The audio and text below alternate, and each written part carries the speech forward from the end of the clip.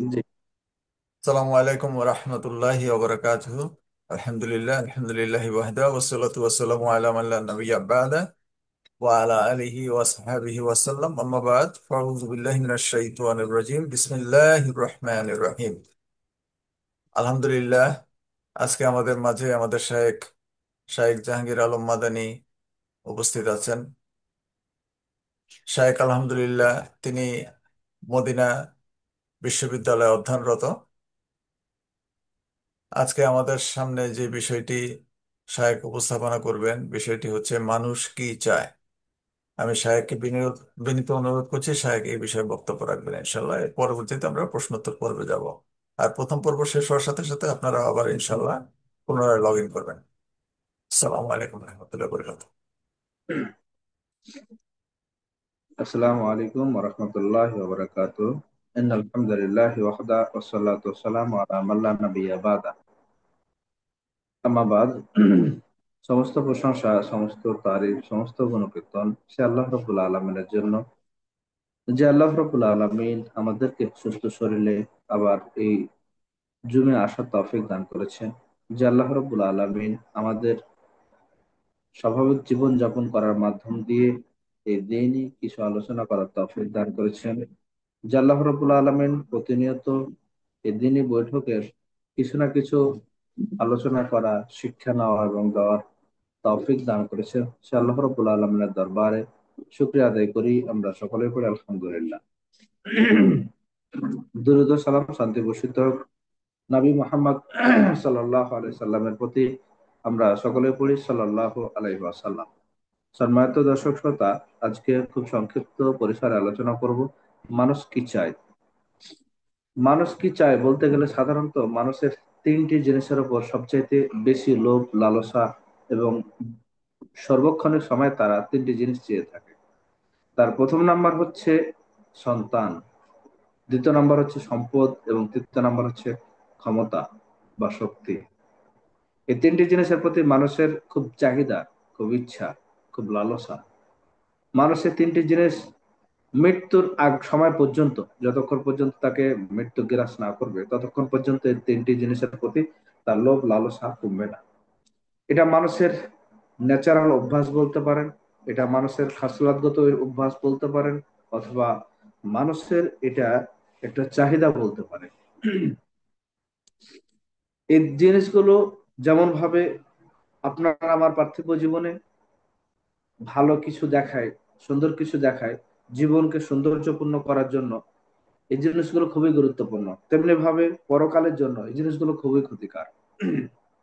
একটা সন্তান মানুষ চায়, আলহামদুলিল্লাহ খুব ভালো। ইব্রাহিম আলাইহিস সালাম যখন সন্তান চেয়েছেন তখন তিনি সর্বদাই নেক সন্তান চেয়েছিলেন, যে সন্তান কল্যাণকামী হবে, যে সন্তান দিনের রাস্তায় থাকবে, এইরকম সন্তান ইব্রাহিম আলাইহিস সালাম চেয়েছেন। কিন্তু আপনার আমার যে সন্তান, আমাদের চাওয়ার যে সিস্টেম, সেটা বলা গেলে পারে, বলতে পারি এমন ভাবে যে আমার একটা ছেলে হোক, আমি ইঞ্জিনিয়ার বানাবো, আমি ডাক্তার বানাবো। আমি বলছি না, আপনার ছেলেকে আপনি ইঞ্জিনিয়ার বা ডাক্তার বানায়েন না, আপনার ছেলেকে ভালো কিছু শেখান না, শেখান, জেনারেল শিক্ষায় শিক্ষিত করেন, কিন্তু আপনাকে এই চিন্তা ভাবনা রাখতে হবে যে সে দিনের শিক্ষায় শিক্ষিত হবে এবং দিন মানবে, পাশাপাশি জেনারেল শিক্ষা রয়েছে, দুনিয়াবী শিক্ষা রয়েছে, সমস্ত শিক্ষায় শিক্ষিত হবে আমার ছেলে।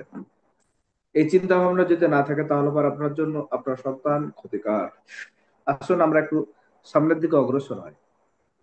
রাসূল সাল্লাল্লাহু আলাইহি সাল্লাম বলেন, আল মালু ফিতনা, আল ওয়ালাদু ফিতনা।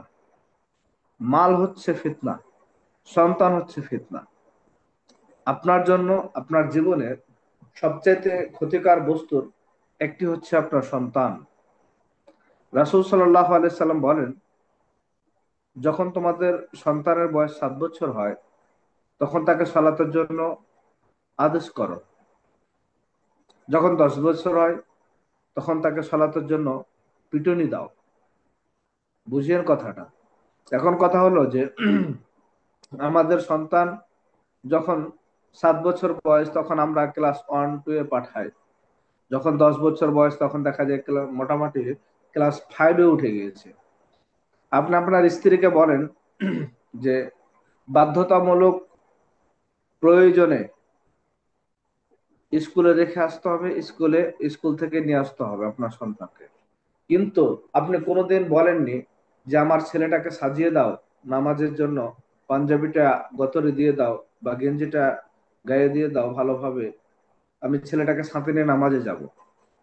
কোনোদিন পাঁচ ওয়াক্ত নামাজেও বলেননি, কোনোদিন শুক্রবারের নামাজেও বলেননি, কোনোদিন তারাবির সালাতের জন্য বলেননি। এই সন্তান যখন 15 বছর বয়স হবে, এই ছেলেটার 15 বছর বয়স হবে, তখন আপনি যে 7 বছর বয়সে সালাতের জন্য আদেশ করেননি, 10 বছর বয়সে সালাতের জন্য পিটুনি দেননি, 15 বছর বয়সে আপনার ছেলে সিগারেট খাবে, আপনি কিছুই করতে পারবেন না। এই ছেলের বয়স যখন 20 বছর হবে, গাঁজা খাবে, আপনি কিছুই করতে পারবেন না।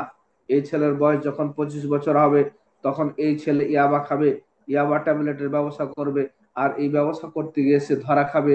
তারপরে আপনার মুখে চুলকানি মেরে দিবে, আপনার মুখে ঝামা ঘষে দিবে, আপনি লজ্জায়, আপনি শরমে, আপনি মানুষের কাছে মুখ দেখাতে পারবেন না।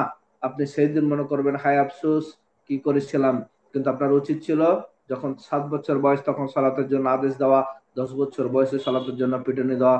যখন আপনি 10 বছর বয়সে পিটুনি দিতে পারেননি, 15 বছর বয়সেও কিছু করতে পারবেন না, 20 বছর বয়সে কিছু করতে পারবেন না, 25 বছর বয়সে আপনার সন্তান আপনার মুখে ঝামা ঘষে দিবে। লজ্জা শরম সব বিক্রি করে খেতে হবে। আপনার মেয়েকে যখন 7 বছর বয়স তখন সালাতের জন্য আদেশ দেননি, যখন 10 বছর বয়স আপনি আপনার মেয়েকে সালাতের জন্য বলেননি, আপনার মেয়ে যখন উপযুক্ত 12 বছর বয়সে চলে এসেছে, যখন বালেগা হয়ে গেছে, তখন আপনি আপনার মেয়েকে পর্দার জন্য আদেশ করেননি। এই মেয়ে যখন 15 বছর বয়স যাবে, তখন অন্যের ছেলের সাথে কথা বলবে, যখন 20 বছর বয়স যাবে, তখন অন্য ছেলের সাথে ঘুরে বেড়াবে, যখন 25 বছর বয়স যাবে, তখন আপনার মেয়ে আপনার কথা না শুনে অন্য ছেলের সাথে পালিয়ে যাবে, আপনার মুখে চুনকালি মাখিয়ে দিবে। আপনি সেই দিন পর্যন্ত অপেক্ষায় থাকেন। আপনি যদি 7 বছর বয়সে সালাতের জন্য আদেশ করতেন, 15 বছর 10 বছর বয়সে পিটুনি দিতেন, 12 বছর বয়সে যদি আপনি পর্দার জন্য বাধ্য করতেন, তাহলে পর আপনার মেয়ে ওই পর্যন্ত যেত না। দেখুন এই সন্তান এখন আপনার জন্য কতটা ক্ষতিকার। বলছিলাম যে সন্তান হচ্ছে ফিতনা, সন্তান হচ্ছে ফিতনা।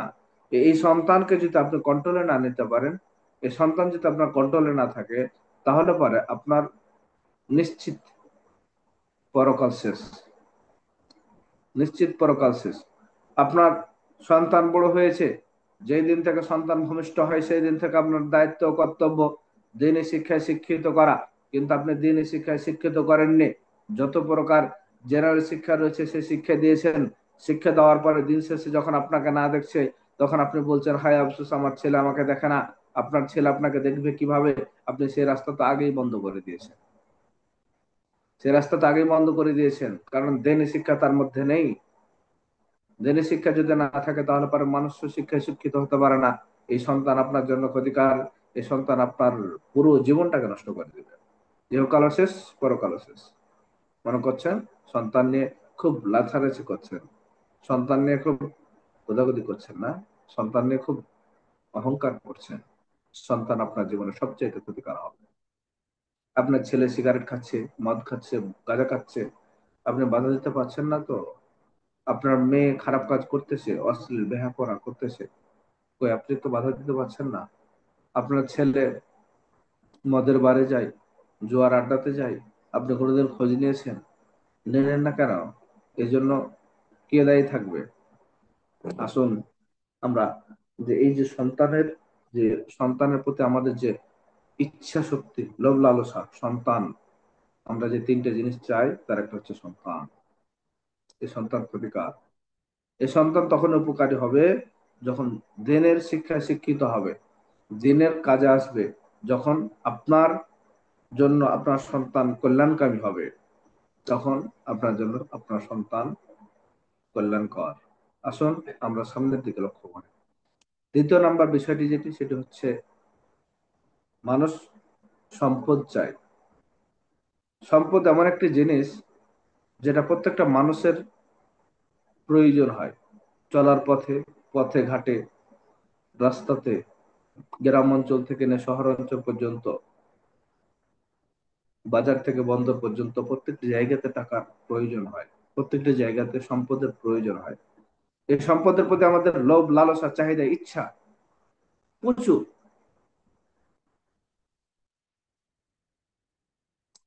এই জিনিস থেকে যদি আমরা বিরত না থাকতে পারি, তাহলে পর আমাদের পরকাল নষ্ট হয়ে যাবে। কারণ মানুষের যে বৈশিষ্ট্য, যে খাসলাত, সেটা হচ্ছে শুধুমাত্র চাওয়া। সেটা শুধুমাত্র চাওয়া।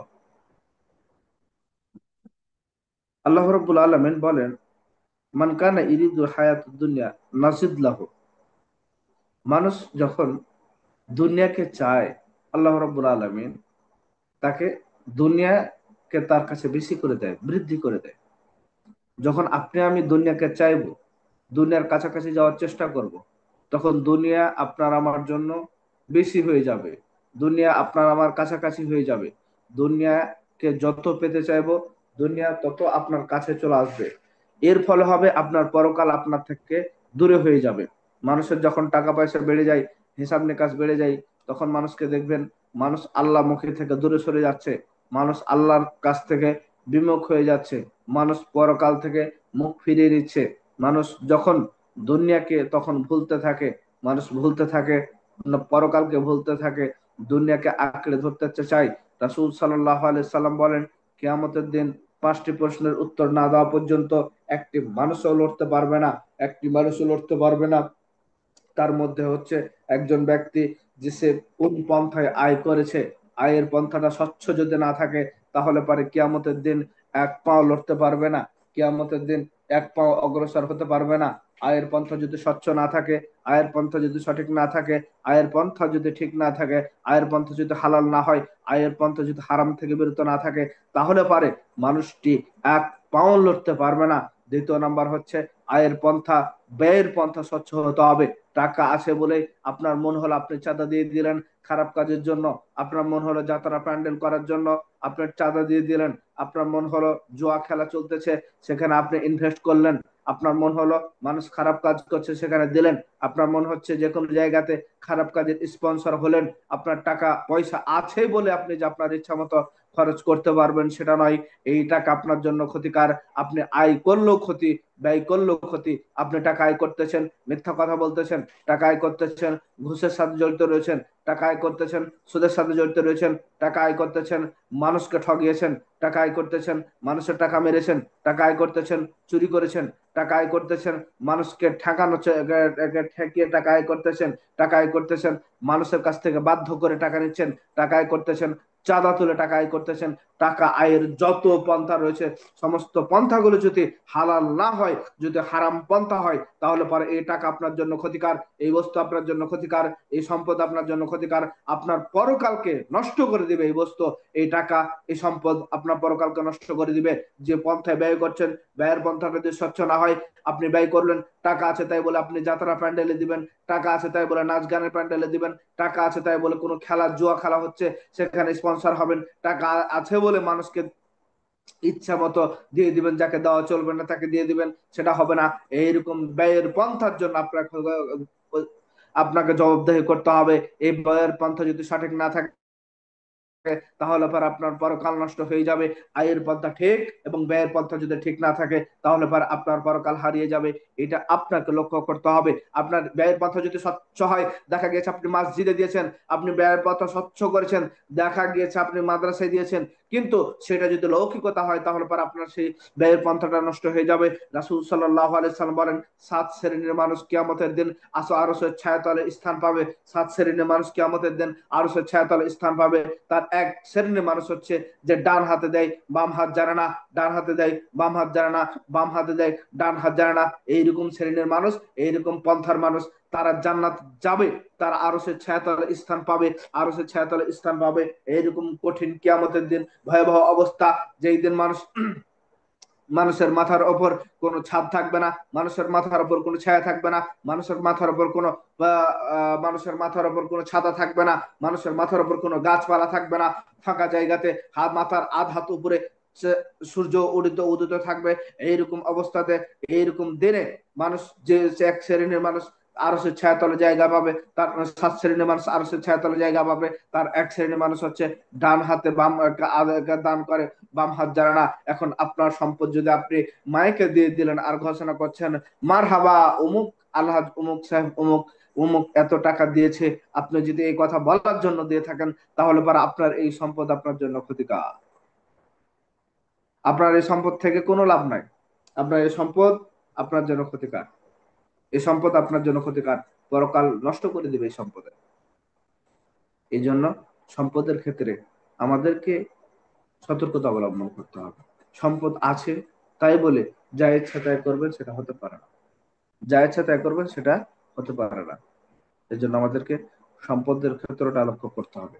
টাকা পয়সা আছে, জমি জমা রয়েছে, গরু ছাগল রয়েছে, বড় বড় বিজনেস রয়েছে, কিন্তু সেক্ষেত্রে আমরা টাকা পয়সা সবকিছু হালাল, হালাল হওয়া সত্ত্বেও আমরা যদি জাকাত না দিই, ওসুর না বের করি, তাহলে পরে আমাদের টাকা হালাল হবে না, আমাদের সম্পদ হালাল হবে না। এই টাকা, এই পয়সা, এই সম্পদ যদি আপনি জাকাত না বের করেন, তাহলে পরে সম্পূর্ণ হারাম হয়ে থাকবে। এখন কথা হলো, এমন একটা পরিস্থিতি চলে আসে যে হুজুর আমরা তো টাকা পয়সা রয়েছে, কিন্তু আমাদের জাকাত বের হবে 2 লাখ টাকা, কিন্তু আমরা জাকাত বের করিনি। দেখা গেছে সেই টাকা থেকে 3 লাখ টাকা বা 4 লাখ টাকা, 5 লাখ টাকা দিতে দিতে আমাদের ফান্ড থেকে চলে গেছে 5 লাখ টাকা এরকম, কিন্তু জাকাত বের হতো 2 লাখ টাকা, সেখানে 3 লাখ টাকা বেশি হয়ে গেছে। এই পদ্ধতি বাদ দিবেন। আপনাকে আলাদা করে জাকাতের জন্য সম্পদ বের করতে হবে। জাকাতের জন্য টাকা হোক, পয়সা হোক, গরু হোক, ছাগল হোক, যেটা হবে সেটা আলাদা করে বের করে আপনাকে দিয়ে দিতে হবে। পরবর্তীতে যেটি থাকবে সেটা আপনার জন্য কাজে আসবে। পরবর্তীতে সেটা আপনি ইচ্ছা হলে দান করবেন, লাহন না হলে না দান করবেন, সেটি একান্তই আপনার ইচ্ছা, একান্তই আপনার ইচ্ছা। এখন কথা হলো যে দান সাদকা এটা আপনাকে করতে হবে, এটা দিতে হবে। আপনি এখন বিষয়গুলো, অনেক সময় মানুষ রয়েছে যারা জাকাত দেয় না, যারা জাকাত দেওয়ার চেষ্টা করে না। আপনাকে এতটুকু বলতে পারি, যদি আপনি জাকাত না দেন, যদি স্বর্ণ চাঁদি অথবা গরু ছাগল উট মহিষ থাকে, তাহলে পরে একটা গুরুত্বপূর্ণ হাদিস চলে যান। রাসূল সাল্লাল্লাহু আলাইহি সাল্লাম বলছেন, কিয়ামতের দিন যে ব্যক্তি জাকাতের সম্পদ রয়েছে, জাকাত সমপরিমাণ সম্পদ রয়েছে, কিন্তু জাকাত দেয়নি, এইরকম ব্যক্তির অবস্থা বর্ণনা করতে গিয়ে রাসূল সাল্লাল্লাহু আলাইহি সাল্লাম বলছেন, যাদের চাঁদি রয়েছে, স্বর্ণ রয়েছে, যাদের রৌপ্য রয়েছে, এরা যদি এগুলোর জাকাত না বের করে, তাহলে পারে সেক্ষেত্রে এগুলোকে গলানো হবে। গলার পরে তাদের মুখে মারা হবে। গলানোর পরে তাদের মুখে ছুঁড়ে ছুঁড়ে মারা হবে। আপনি বুঝতে পারছেন এগুলো কত উত্তপ্ত গরম আগুন দিয়ে গলানো হয়? সহ্য করতে পারবে? কষ্ট সহ্য করতে পারবেন? আসুন আরো একটু দেখি। রাসূল সাল্লাল্লাহু আলাইহি সাল্লাম বলছেন যে কারো যদি উট, ছাগল, গরু, ভেড়া, বকরি থাকে, সেগুলো যদি জাকাত না আদায় করে, তাহলে পারে এগুলো তার জন্য সবচাইতে ক্ষতিকর হবে। কিভাবে? যে কিয়ামতের দিন এই গরু, ছাগল, ভেড়াগুলো আসবে আর সে নিচে পড়ে থাকবে, আর তার উপর ওই মাড়ন দেখেছেন না, মাড়ন, এই মাড়ন মারা করে তার উপর দিয়ে ঘুরবে। আগে সরিষা অথবা ধানের শেষাড়ু মারা ক্ষেত্রে এরকম করতো যে নিচে ফেলে দিয়েছে আর বলকে ঘোরাচ্ছে, তা আপনি নিচে পড়ে থাকবেন আর আপনার জাকাতের বস্তুগুলো ঘুরতে থাকবে, আপনার জাকাতের বস্তু ঘুরতে থাকবে। বুঝতে পারছেন আপনার কি অবস্থা হবে? লাড়ি ভুঁড়ি সব বের হয়ে পাওয়ার অবস্থা। এই জন্য আপনাকে এই জাকাতের ক্ষেত্রে সতর্কতা অবলম্বন করতে হবে। এখন আমরা জাকাত দিব না, দিব দিব না সেটা আপনার আমার ব্যাপার। কারণ আপনাকে সতর্কতা অবলম্বন করার জন্য আপনাকে বলে দিলাম, আপনাকে খরচ করতে হবে আল্লাহর রাস্তায়। আপনার টাকা রয়েছে, পয়সা রয়েছে, সম্পদ রয়েছে, এই সম্পদকে যদি আপনি আল্লাহর রাস্তায় না লাগান, এই সম্পদকে যদি আপনি ঠিক মতো ব্যয় না করেন, এই সম্পদকে যদি আপনি ঠিক মতো খরচ না করেন, তাহলে পর আপনাকে জবাবদিহি করতে হবে। এই সম্পদ আপনার জন্য পরকালে খুবই ক্ষতিকর হবে। আপনি সম্পদ আয়ের পন্থাটা যদি স্বচ্ছ না করতে পারেন, তাহলে পর আপনার জন্য সম্পদ ক্ষতিকর হবে। রাসূল সাল্লাল্লাহু আলাইহি সাল্লামকে একজন ব্যক্তি এসে বলছে, আল্লাহ রাসূল, যারা ধনী মানুষ রয়েছে তারা তো সমস্ত কিছুই নিয়ে নিল, সমস্ত নেকি নিয়ে নিল, সমস্ত আমল নামা নিয়ে নিল, কেন? বলছে, আল্লাহ রসুল, আমরা সিয়াম পালন করি, তারা সিয়াম পালন করে, আমরা সালাত আদায় করি, তারা সালাত আদায় করে, আমরা কোরআন তেলাওয়াত করি, তারা কোরআন তেলাওয়াত করে, কিন্তু আমরা তারা যে দান করে, সাদকা করে, সেটা আমরা করতে পারি না। আমরা দান করে, সাদকা করে, সেটা আমরা করতে পারি না। আমি সম্পদের কথা বলতে গিয়ে বলছি। তো এই যে দান, সদকা, সম্পদ রয়েছে, আপনাকে করতে হবে। যারা গরিব তাদের জন্য আলাদা পন্থা রয়েছে, সেটা পরে এক সময় বলবো। এখন কথা হলো যে আপনার আপনার কাছে যে টাকা রয়েছে, যে পয়সা রয়েছে, এটাকে আপনাকে সঠিক পন্থায় দিতে হবে। মাদ্রাসা রয়েছে, মাদ্রাসায় দেন। মসজিদ রয়েছে, মসজিদে দেন। যারা আল্লাহর রাস্তায় কাজ করছে তাদেরকে দেন। একটা ছাত্র শিক্ষা অর্জন করতেছে, তাকে দেন। একটা মানুষ গরিব দরিদ্র, তাকে দেন। একটা বৃদ্ধ মহিলা খেতে পায় না, আপনি তাকে দেন। কিছু মানুষ রয়েছে যাদেরকে দেখার কোনো মানুষ নাই, আপনি তাকে দেন। এই সমস্ত মানুষকে আপনি সদকার মাল, জাকাতের মাল, অথবা আপনার নিজ অর্থায়নে টাকা আপনি দিতে পারেন। আপনি যদি এই খরচগুলো না করেন, বিশেষ করে জাকাতের মাল যদি আপনি বের না করেন, এই জন্য আপনাকে জবাবদিহি করতে হবে। আপনার মাল হালাল হবে না যতক্ষণ পর্যন্ত আপনি জাকাতের মাল না বের করবেন। এই সম্পদ আপনার জীবনের সবচাইতে ক্ষতিকর বস্তু হবে যদি আপনি এই সম্পদকে সঠিক পন্থায় ব্যয় না করতে পারেন, সঠিক পন্থায় খরচ না করতে পারেন। আপনি সম্পদকে যদি সঠিক পন্থায় কাজে না লাগাতে পারেন, সম্পদ আপনার জন্য সবচাইতে ক্ষতিকর হবে। তৃতীয় নাম্বার কথাটি যেটা বলতেছিলাম, সেটা হচ্ছে ক্ষমতা। প্রত্যেকটি মানুষ তার ক্ষমতা চাই, প্রত্যেকটি মানুষ শক্তি চাই, প্রত্যেকটি মানুষ পাওয়ার চাই। বিশেষ করে আমাদের বাংলাদেশ তো বলতে গেলে একটা বিনোদনের আখড়া। বাংলাদেশ আপনি দেখবেন যে আওয়ামী লীগ বলেন, বিএনপি বলেন, জামাত বলেন, এনসিপি বলেন, যত প্রকার পার্টি রয়েছে, যতগুলোকে বলেন আপনি, ওই সবগুলোর একটাই চিন্তা ভাবনা। সবার চিন্তা ভাবনা হচ্ছে ক্ষমতা। আমাদের গ্রামগঞ্জ থেকে শহর বন্দর পর্যন্ত প্রত্যেকটি জায়গাতে মানুষের ক্ষমতা চাই।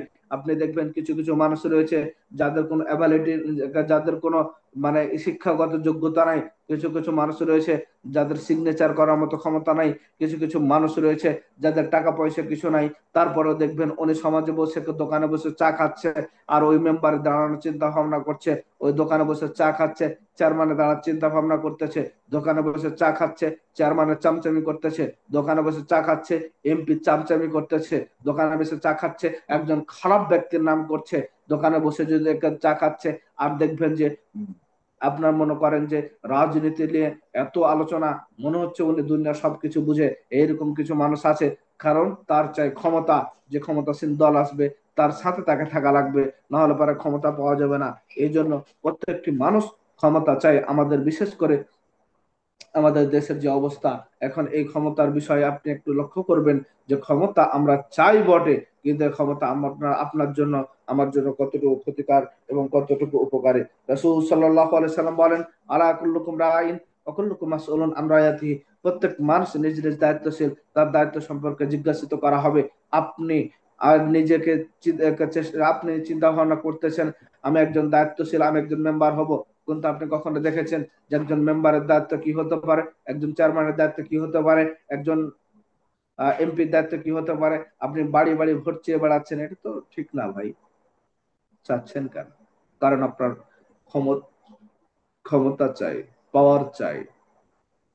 বাদ দিয়ে দেন, পরকালকে ধরে। একটা গল্প বলে শেষ করে দেব। বাদশাহ আলেকজান্ডার, আপনারা নাম শুনেছেন মনে হয়। বাদশাহ আলেকজান্ডার পৃথিবীর যত বড় বড় বাদশাগুলো রয়েছিল তাদের মধ্যে একজন। যারা এক হাতে পৃথিবী শাসন করছেন তাদের মধ্যে একজন হচ্ছে বাদশাহ আলেকজান্ডার। তো বাদশাহ আলেকজান্ডার যখন মৃত্যুবরণ করে, আল বেদায়া ওয়ান নেহাইয়ের ভিত্তিতে ঘটনাটা পাবেন। যখন মৃত্যুবরণ করেন তিনি, তার আগে তার যে আপনার রাজপ্রাসাদ রয়েছে, রাজপ্রাসাদের সমস্ত কর্মচারীদেরকে ডেকেছে। ডাকার পরে বলতেছে যে আমি যখন মৃত্যুবরণ করব, তখন আমার হাত দুইটাকে তোমরা বাইরে বের করে রাখিও। কাফনের কাপড় না দিয়ে বাইরে বের করে রাখিও। তখন বলছে কেন? এই কাজটা কেন করব? এটা তো হয় না কাউরে। এই জন্যই করবেন যাতে করে মানুষ দেখতে পায় যে বাদশাহ আলেকজান্ডার এত ক্ষমতাশীল মানুষ কবরে যাচ্ছে খালি হাতে। আজকে তার হাতে কোনো ক্ষমতা নাই, আজকে তার হাতে কোনো শক্তি নাই, তাকে খালি কবরে রেখে আসা হচ্ছে। মাথায় কোনো বালিশ নাই, নিচে কোনো বিছানা নাই, খালি জায়গাতে শুয়ে দেওয়া হচ্ছে। তার উপর মাটি চাপা দেওয়া হচ্ছে, যাতে মানুষ দেখতে পায় এত ক্ষমতাশীল মানুষ আজকে খালি হাতে বিদায় নিয়ে যাচ্ছে। মানুষ এখান থেকে শিক্ষা নিতে পারে। আপনার আমার জীবনের সবচেয়ে বড় শিক্ষা হচ্ছে বাদশাহ আলেকজান্ডার যখন খালি হাতে গিয়েছে, আমাদের শেষ নবী খালি হাতে গিয়েছে, ইব্রাহিম আলাইহিস সালাম খালি হাতে গিয়েছে, মুসা আলাইহিস সালাম খালি হাতে গিয়েছে, আবু বকর রাদিয়াল্লাহু তাআলা আনহু খালি হাতে গিয়েছেন, উমর রাদিয়াল্লাহু তাআলা আনহু খালি হাতে গিয়েছেন, ওসমান রাদিয়াল্লাহু তাআলা আনহু খালি হাতে গিয়েছেন, হযরত আলী রাদিয়াল্লাহু তাআলা আনহু খালি হাতে গিয়েছেন। সবগুলোই ক্ষমতাশীল মানুষ ছিলেন, সবগুলোই দিনের জন্য নিজের জীবনকে উৎসর্গ করেছেন। এই সমস্ত মানুষগুলো কিছু নাবী এবং কিছু সালেহ ব্যক্তি, এদেরকে দেখে আপনাকে শিক্ষা নিতে হবে। এরা যদি খালি হাতে যায়, আপনি হাতে কি নিয়ে যাবেন? কত টাকা নিয়ে যাবেন? কয় বিঘা জমি নিয়ে যাবেন? কয় ভরি সোনা নিয়ে যাবেন? ক্ষমতা নিয়ে কি করবেন ভাই? কালকে তো মরে যাবেন। কবরে চলে গেলে তো সবই শেষ। কবরে চলে গেলে সবই শেষ, আর কিছু থাকবে না। এই জন্য ক্ষমতার চিন্তা ভাবনাটা বাদ দেন। আমরা চাই আমাদেরকে যেন মানুষ পুরস্কৃত করে, আমাদেরকে যেন মানুষ উপহার দেয়, আমাদেরকে যেন মানুষ বলে আমি মেম্বার সাহেব, আমি চেয়ারম্যান সাহেব, আমি হাজি সাহেব, আমি সর্দার সাহেব, আমি অমুক, আমি তমুক, আমি মিনিস্টার, আমি মন্ত্রী, আমি অমুকের চামচা, আমি অমুকের পাশে থাকি। এটা বাদ দেন। পরকাল আপনার হারিয়ে যাবে, পরকাল থাকবে না।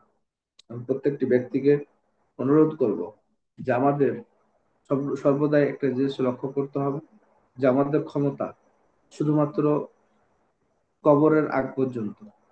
মানুষ মরে গেলে তার ক্ষমতা শেষ হয়ে যায়। মানুষ মরে গেলে তার কোনো ক্ষমতা থাকে না। এই জন্য আপনাকে পরকালের জন্য ভালো কাজ করে যেতে হবে। ক্ষমতা শুধুমাত্র এই 2 দিনের জন্য, ক্ষমতা শুধুমাত্র এই 4 দিনের জন্য। ক্ষমতা থাকলে পারে ক্ষমতা দেখান কোরআন এবং শরিয়া অনুপাতে, কিন্তু সেই ক্ষমতা আপনার নাই। আপনি অজায়গায় কুজায়গায় খারাপ জায়গায় আপনি ক্ষমতা দেখাবেন, সুজায়গায় ভালো জায়গায় আপনার ক্ষমতা দেখার মতো ক্ষমতা নেই।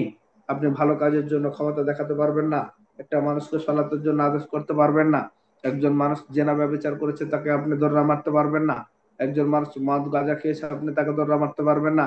কিন্তু দেখা গেছে পক্ষান্তরে একজন ভালো মানুষকে আপনি বিপদে ফেলার জন্য আপনার ক্ষমতাকে ব্যবহার করতে পারবেন। কারণ আপনার ক্ষমতা হচ্ছে চেয়ে নেওয়া, আপনার ক্ষমতা হচ্ছে ঘুষ এবং সুদ খাওয়ার জন্য, আপনার ক্ষমতা হচ্ছে মানুষের কাছে মেরে খাওয়ার জন্য। আপনার চিন্তা ভাবনা এইরকম, আপনার চিন্তা ভাবনা এরকম ছোট মন মানসিকতা, খুব নোংরা মন মানসিকতা নিয়ে আপনি চলাফেরা করেন। অতএব আপনার প্রতি বিনত অনুরোধ, আপনি ফিরে আসুন, ক্ষমতার চিন্তা ভাবনা বাদ দিন। আসুন আমরা দিনের জন্য কাজ করি, পরকালের জন্য কাজ করি। আপনি আজকে মৃত্যুবরণ করলে কাল 2 দিন হয়ে যাবে। আপনি আজকে মৃত্যুবরণ করলে কালকে আপনার কবরের পাশে গিয়ে কেউ কাঁদবে না। আপনি আজ মৃত্যুবরণ করলে 5 দিন পর 7 দিন পর আপনার জন্য কেউ অপেক্ষা করবে না। আপনি আজ মৃত্যুবরণ করলে 1 মাস পর আপনার জন্য কেউ শোকাত হবে না। আজ আজ আপনি মৃত্যুবরণ করলে 2 মাস পর আপনার স্ত্রী অন্য জায়গাতে বিয়ে করবে, 3 মাস পর অন্য জায়গাতে বিয়ে করবে। আপনি আজ মৃত্যুবরণ করলে পরে দেখবেন 5 মাস পর আপনার কবর খালি জায়গাতে পড়ে আছে, আপনার কবরে কেউ মুখ দেখাতে যান না। আপনার কবরের পাশ দিয়ে হেঁটে গেলে একবার সালামও দেয় না, দোয়াও করে না, আপনার জন্য খাস করে দোয়া করেন না। টাকা পয়সা, জমি জমা, বাড়ি গাড়ি, আপনি এত কিছু কার জন্য করতেছেন? কার জন্য করতেছেন? সবকিছুই তো আপনার জন্য, আপনার সন্তানের জন্য, আপনার ছেলের জন্য, আপনার মেয়ের জন্য, আপনার স্ত্রীর জন্য, আপনার পরিবারের জন্য। নিজের জন্য কি করেছেন? নিজের জন্য কি করেছেন? এখন ভাবুন যে নিজের জন্য কিছু করা প্রয়োজন কি প্রয়োজন না। এই জন্য আমি প্রত্যেকটি ব্যক্তির ওপর বিরত অনুরোধ রাখবো যে আমাদেরকে সর্বপ্রথম যেটি করা লাগবে সেটি হচ্ছে নিজের জন্য। আমরা আমাদের পরকালকে সুগম করার চেষ্টা করব এবং আমাদের ক্ষমতার লোভ লালসা আমাদেরকে বাদ দিতে হবে। যে 3টি বিষয়ের কথা বললাম, একটা হচ্ছে সন্তান। সন্তান যদি সন্তান করতে পারে তাহলে আলহামদুলিল্লাহ। আর সন্তান যদি ভালো না হয়, সন্তান যদি খারাপ হয়ে যায়, সন্তান যদি দিনের পথে না থাকে, সন্তান যদি সুশিক্ষায় শিক্ষিত না হয়, তাহলে পরে পিতামাতার জন্য অপমানের পাশাপাশি আপনার মনে করেন যে ক্ষতির দিকটা খুব বেশি হবে। 2 নম্বর বিষয়টি, আমরা সম্পদ চাই। সম্পদ যদি হালাল না হয়, সম্পদ যদি হালাল পন্থায় আয় এবং ব্যয় না হয়, তাহলে পরে এই সম্পদ আপনার আমার জন্য খুবই ক্ষতিকর। এই সম্পদ মানুষকে খারাপের দিকে নিয়ে যায়, মানুষের মধ্যে রিয়া ভরে দেয়। এই সম্পদের কারণে মানুষ ক্ষতির দিকে অগ্রসর হতে থাকে, প্রতিনিয়ত মানুষ আল্লাহ থেকে বিমুখ হতে থাকে। এই জন্য এই সম্পদকে চেষ্টা করতে হবে হালাল পথে আয় করা এবং হালাল পথে ব্যয় করার চেষ্টা করতে হবে। 3 নম্বর যে বিষয়টি বলতেছিলাম সেটি হচ্ছে যে আমাদেরকে চেষ্টা করতে হবে সর্বদাই আমরা যেন ওই ক্ষমতা লোভী না হয়, ক্ষমতা থেকে বেরিয়ে আসি। আমরা চেষ্টা করি পরকালের জন্য কিছু করা, পরকালের জন্য কিছু চাওয়া। আমরা ক্ষমতার জন্য শুধুমাত্র পাড়াপাড়ি করে আমরা আমাদের ভবিষ্যৎকে নষ্ট করে দিচ্ছি। ক্ষমতার জন্য পাড়াপাড়ি করে আমরা আমাদের পরকালকে নষ্ট করে দিচ্ছি। আমরা হারিয়ে দিচ্ছি আমাদের সুখময় জীবনযাপন, এবং আমরা হারিয়ে দিচ্ছি আমাদের শান্তিময় জীবনযাপন। আমরা সর্বদাই টেনশনের মধ্যে থাকতেছি, আমরা সর্বদাই অসুস্থতা বোধ করতেছি। আল্লাহ রাব্বুল আলামিনের কাছে সর্বদাই দোয়া করি, আল্লাহ আমাদের প্রত্যেকটি মুসলিম ভাইকে যেন খারাপ কাজ থেকে বিরত থাকার তৌফিক দান করে, এবং লোভ লালসা দুনিয়াবি খারাপ জিনিসগুলো থেকে আমাদেরকে বিরত থাকার তৌফিক দান করে। আল্লাহ রাব্বুল আলামিন আমাদের সকলকে যেন দিনের জন্য কবুল করেন। আল্লাহুম্মা আমিন। আসসালামু আলাইকুম ওয়া রাহমাতুল্লাহি ওয়া বারাকাতুহু। ওয়ালাইকুম আসসালাম রহমতুল্লাহ বরকাতুহ। তো ভাইদের যদি কোনো প্রশ্ন থাকে এ সম্পর্কে ইনশাল্লাহ প্রশ্ন করবেন, আমাদের হাতে কিছুক্ষণ সময় আছে।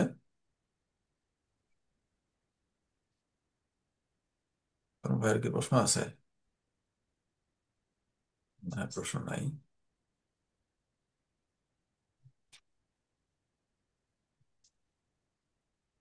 রেকর্ডিংটা বন্ধ করি সাহেব।